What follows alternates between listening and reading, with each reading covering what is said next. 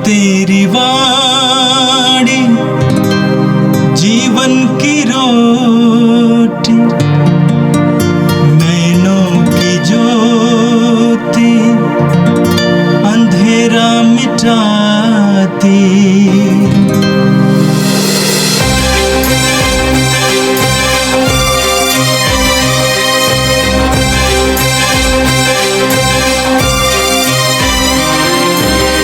प्रभु तेरी वाणी जीवन की रोटी, नैनों की ज्योति अंधेरा मिटाती। प्रभु तेरी वाणी जीवन की रोटी, नैनों की ज्योति अंधेरा मिटाती। वाणी वाणी वाणी वाणी वाणी पवित्र है, शाश्वत है, जीवन का मन्ना है। 20 जनवरी बृहस्पतिवार। पहला पाठ सामुएल का पहला ग्रंथ, अध्याय 18, पद संख्या 6 से 9, अध्याय 19, 1 से 7 तक।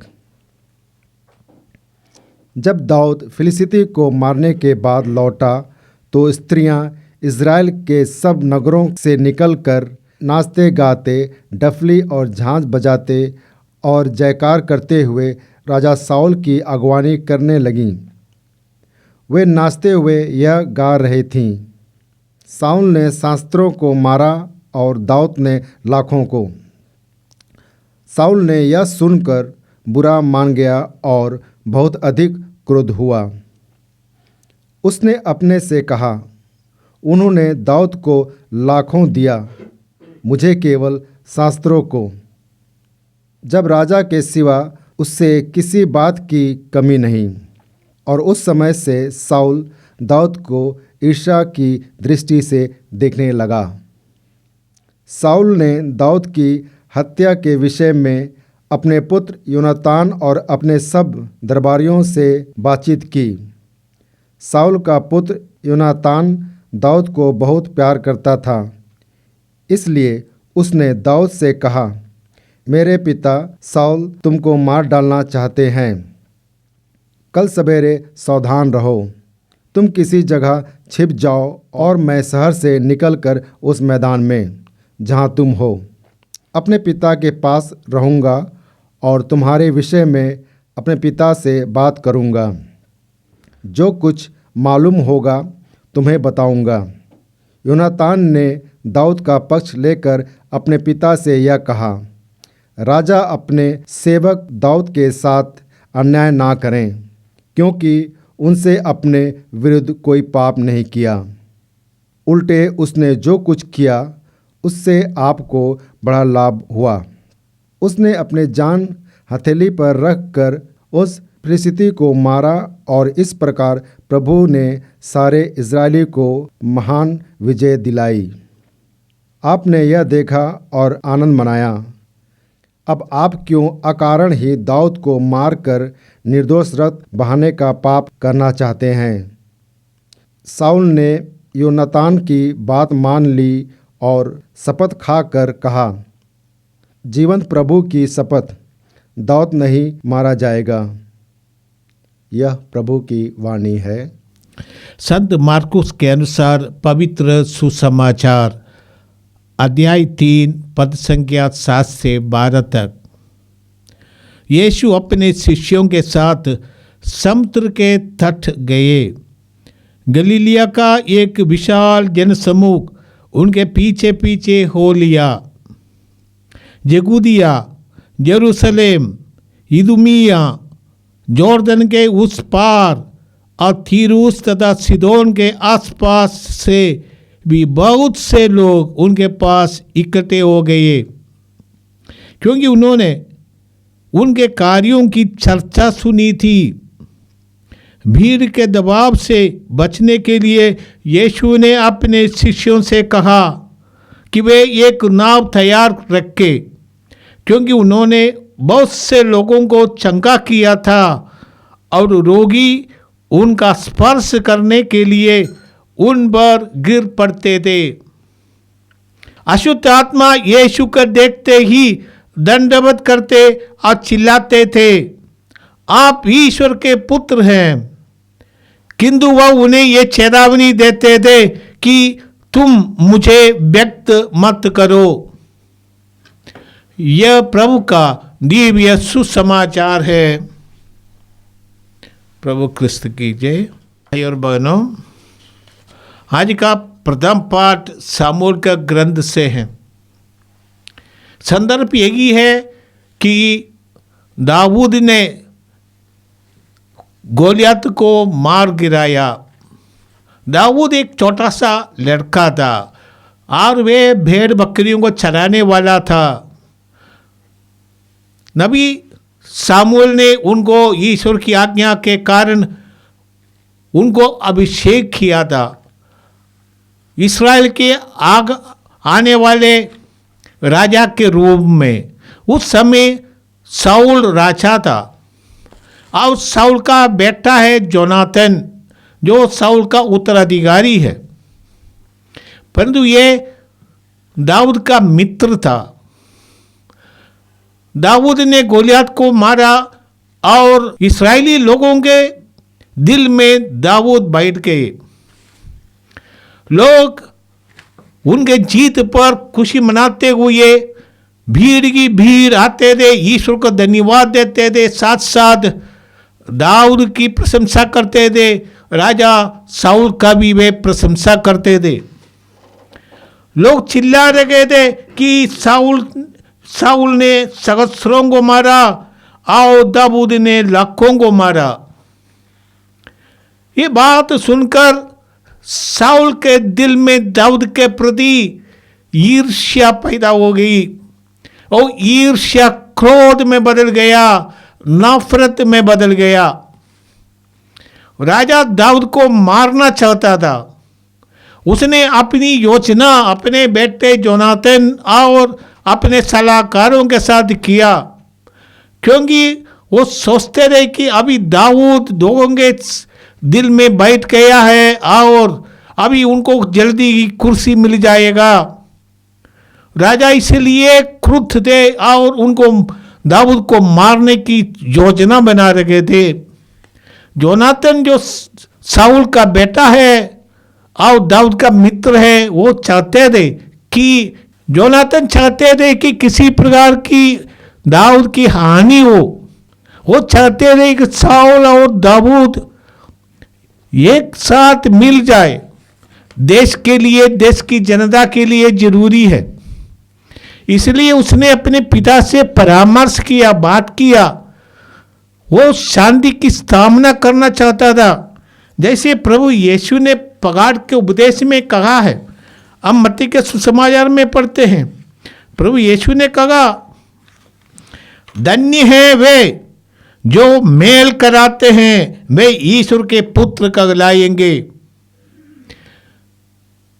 जोनाथन एक ऐसा व्यक्ति था जो दुश्मनी को मिटाकर लोगों के बीच एकता स्थापित करना चाहते थे।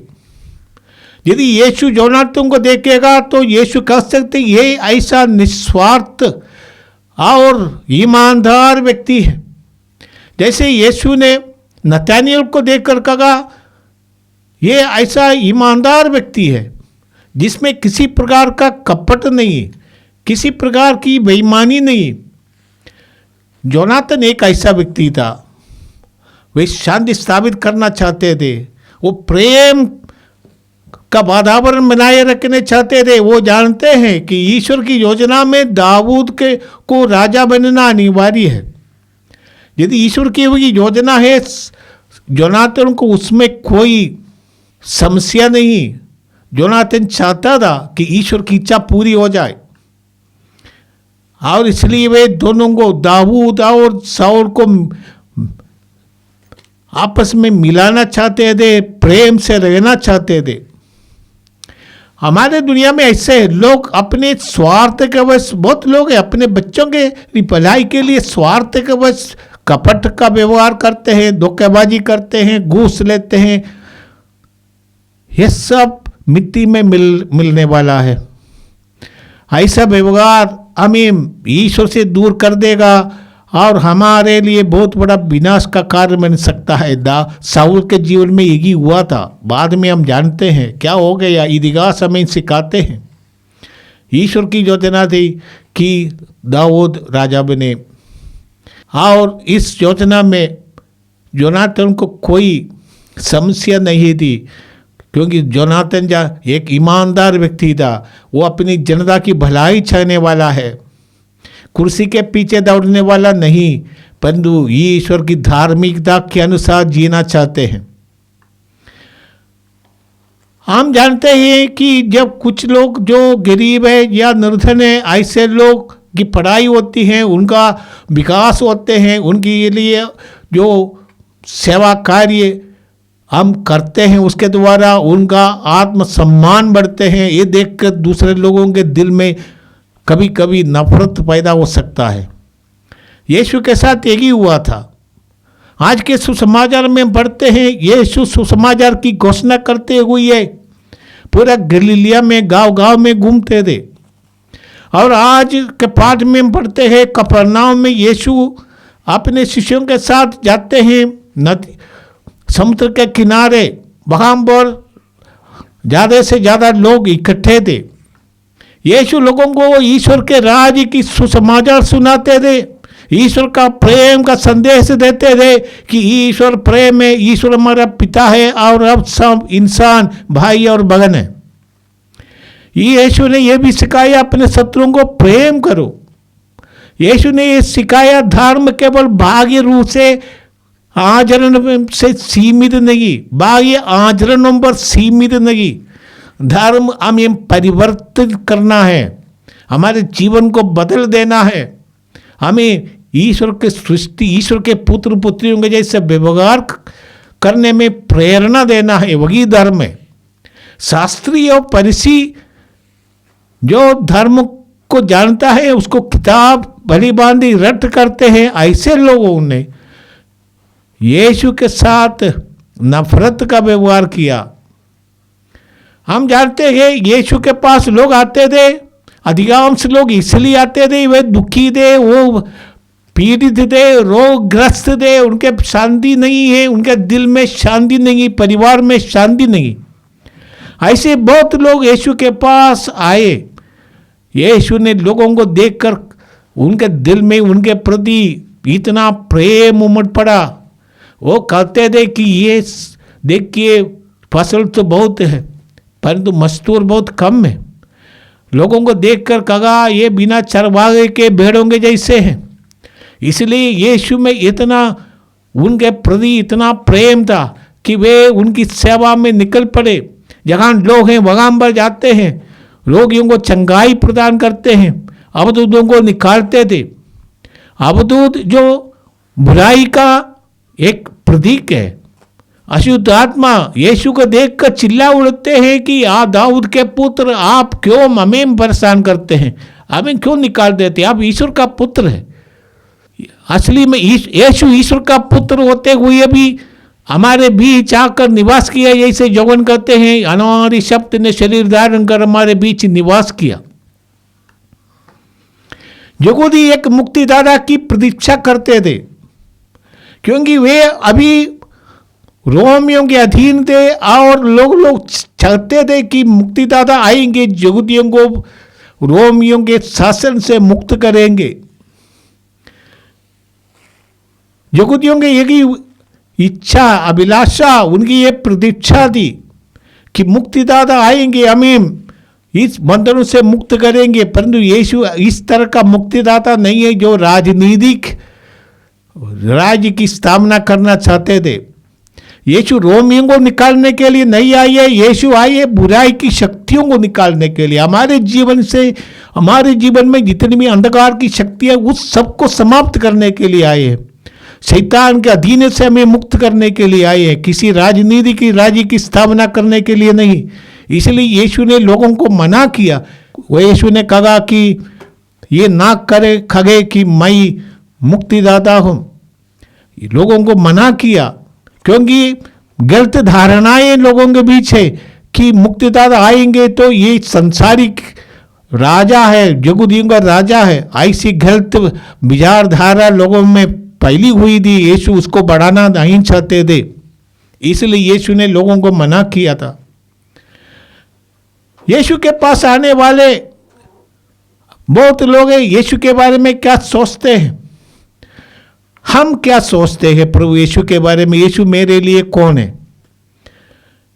बहुत लोग यीशु के बारे में गलत धारणाएं रखते, आज की दुनिया में भी है।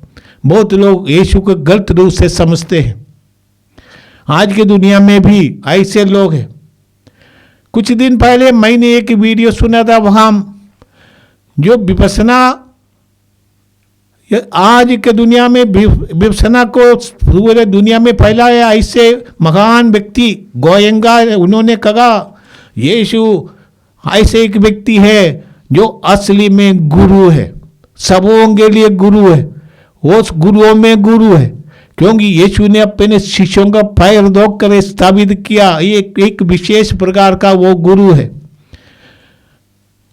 हम जानते हैं हमारे देश के एक महान चिंतक और प्रेरणा का स्रोत स्वामी विवेकानंद ने कहा कि कोई भी व्यक्ति को हम ईश्वर का पुत्र माने वो यीशु है, क्योंकि उन्होंने न केवल हमें शिक्षा दी शत्रुओं को प्रेम करो, उनको क्षमा करो, परंतु क्रूस से उन्होंने कहा हे पिता इन लोगों को क्षमा कर। ऐसा किसी भी व्यक्ति ने अभी तक नहीं किया है। हम जानते हैं कि यीशु, बहुत लोग यीशु को महान चिंतक समझते होंगे, बड़ा गुरु समझते होंगे, परंतु विश्वासियों के लिए यीशु मुक्तिदाता है, हमें बंधनों से मुक्त करने वाला।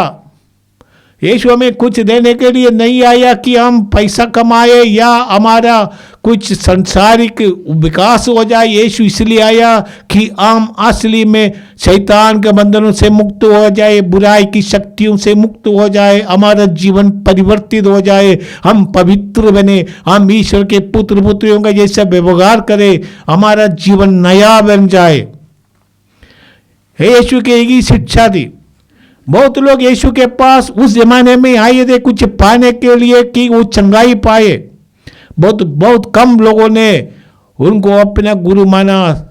शिष्यत्व या विश्वास ये आसान बात नहीं है। विश्वास करते कि हम अपने को समर्पित करते हैं, हम ईश्वर को अपने दिल में बसाना चाहते हैं और अपने आप को आत्मसमर्पण कर देते हैं। शिष्यत्व करते हैं कि हम उनको अपना गुरु के रूप में मानते हैं, उनकी शिक्षा को पूर्ण रूप से ग्रहण करते हैं। हम क्या चाहते हैं? केवल चंगाई पाके हम चले जाए। संसार के कुछ हमको, जैसे यीशु ने 5,000 लोगों को खिलाया रोटी खाने के लिए, यीशु के पास ऐसे मतलब के लिए आने से आपको ये शायद मिलता होगा, परंतु यीशु को धारण नहीं किया। यीशु सभी शिक्षकों में से, सभी अवतारों में से एक विशेष महत्व का व्यक्ति है। यीशु हमारे जीवन को परिवर्तित कर सकते हैं, जैसे डाकुओं को उन्होंने परिवर्तित किया, जैसे हम जानते हैं सक्रियोस को एक नया जीवन दे दिया, पाप करने वाले पापिनी स्त्रियों को बदल दिया। जितने लोगों ने उनको अपनाया, संजोवन करते हैं, उन सबों को उन्होंने ईश्वर का पुत्र बनने का अधिकार दिया। जितनों ने उन्हें पाया उस सबों को अनुग्रह प्रदान किया।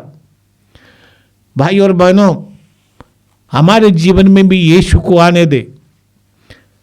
हमारे जीवन में जो अवगुण है, जो बुराई है, अंधकार है, जो बुरी वासना है, बुरी सोच है, हर प्रकार की जो गलतियां हमारे जीवन में, उस सबको निकाल देना। इसलिए यीशु के आने की जरूरत है। हमें शुद्ध कर देंगे, हमें पवित्र कर देंगे, हमें नया एक व्यक्ति बना देंगे। बहुत लोग ऐसे हैं बुरी आदतों के शिकार में, उसका बंधन में, जैसे नशे इत्यादि का। केवल प्रभु प्रभु कहने से काम नहीं बनता है, जीवन को समर्पित करना पड़ता है। आज हम संत फाबियन और सेबास्टियन का त्योहार मनाते हैं। संत फाबियन, जिसका फाबियानुस भी कहते हैं, वो रोम का बिशप बने थे, मैंने संत पिता, उनको अपना जान दे देना पड़ा। देशियुस चक्रवर्ती महा सम्राट जो विश्वासियों के खिलाफ खड़े हो गए, तो संत पिता को अपना जान देना पड़ा, शहीद बन गए थे। उसी तरह सेबास्टियन भी, जो महान संत के रूप में हम लोग मानते हैं, विशेष करके महामारियों को दूर करने के लिए संत सेबास्टियन की मध्यस्थता लोग मांगते हैं। और संत सेबास्टियन आपने जान इसलिए दे दिया कि वे यीशु को अपना गुरु मानते, अपना रक्षक, अपना मुक्तिदाता मानते थे। बहुत लोगों को बहुत कुछ खो देना पड़ता है यीशु को अपनाने से। अपने जीवन को न केवल परिवर्तन करना, उससे सीमित नहीं रहता, अपने जीवन जो बुराई है उस सबको खो देना पड़ता है। परंतु हमें कभी कभी दुनिया के दृष्टि से हमें जो सत्ता खो देना पड़ता होगा, हमें अपने जीवन को परिवर्तन करने से बहुत कुछ ऐसा जीवन में बहुत कुछ गलत चीज़ों को खो देना पड़ता है। और कोई हमारे खिलाफ होगा तो हमको कभी कभी जान भी देना पड़ता है। बहुत लोग ऐसा होते हैं, आजकल दुनिया में भी ऐसे होते हैं जो ईमानदारी से जीना चाहते हैं, वो उत्पीड़ित किए जाएंगे। और सारे दुनिया में ऐसी ऐसी बातें हम देखते हैं। भाई और बहनों, हम प्रभु को धन्यवाद देते, हमें ये महान ज्योति प्राप्त हुआ है। अंधकार में चमकने वाले लोगों को महान ज्योति देखा। सब लोगों के लिए यीशु की ज्योति है। प्रभु ने स्वयं कहा, संसार की ज्योति मैं हूँ।